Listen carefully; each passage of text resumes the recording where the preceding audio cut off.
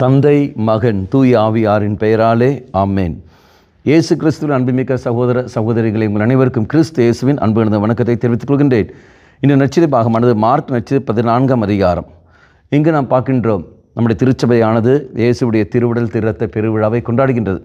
இந்த சமயத்தில் 14ஆம் அதிகாரத்தில் கடைசி வாக்கியம் 26வது வாக்கியம், அவர்கள் புகழ்பாடல் பாடிவிட்டு ஒலிவ மலைக்கு சென்றார்கள். எப்பொழுது இயேசு இந்த புகழ்பாடல் பாடுகின்றார்? தன்னுடைய வேதனைகள் எல்லாம் சொன்ன பிறகு, இதோ யூதாஸ் தன்னை காட்டி கொடுக்க போகிறான், மக்கள் எல்லோரும் தன்னை ஒதுக்கி விடுவார்கள், தான் மரணத்துக்கு கையளிக்கப்படுகின்றார், இதெல்லாம் சொல்லி அந்த வேதனை மத்தியில் இருந்து கொண்டு எல்லாம் பகிர்ந்த பிறகு இயேசு சொல்கிற வார்த்தை என்னவென்று, அவர் செய்கிற காரியம் தெய்வத்துக்கு புகழ்பாடல் பாடிவிட்டு இதோ அவர் செல்கின்றார்கள். துன்பத்தின் மத்தியிலும் வேதனை மத்தியிலும் கைவிடப்படுகிற நிலையில் மத்தியிலும் இயேசு செய்கிற காரியம் இறைவனுக்கு புகழ்ச்சி, இறைவனுக்கு புகழ்பாடல் பாடுவது. அன்பார்ந்தவர்களே, நீங்களும் நானும் என்ன செய்து கொண்டிருக்கின்றோம்? நம்முடைய வாழ்க்கையில் துன்பங்கள் வேதனை வருகின்ற சமயத்தில் நாம் இறைவனை ஸ்துதிப்பதில்லை, புகழ்பாடல் பாடுவதில்லை. மாறாக ஏன் ஆண்டவரே இந்த காரியங்கள் என்று கேள்விகளை கேட்டுக்கொண்டு நாம் போகிற மொழிய வேதமில்லை. இயேசுவை பாருங்கள்.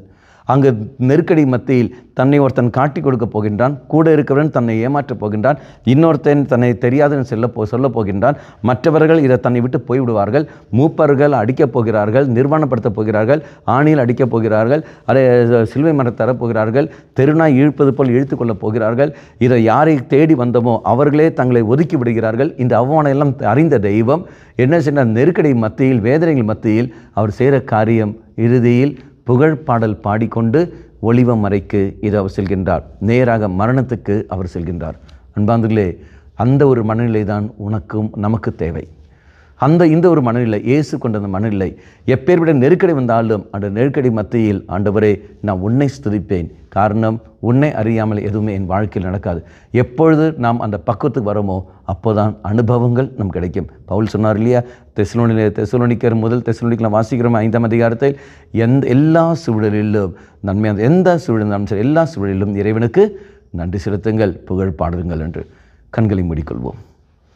நல்லவனாய தெய்வமே, என் வாழ்க்கையில் எப்பேற்பட்ட சூழல் கடந்து வந்தாலும் நான் உன்னை மையப்படுத்தி வாழக்கூடிய வரத்தை தந்திரலும், எல்லா நிலையிலும் உன்னை ஸ்துதிப்பதற்கும் ஆராதிப்பதற்கும் நன்றி செல்வதற்கும் என்னுடைய கிருபையை எங்களுக்கு தந்திரலும்.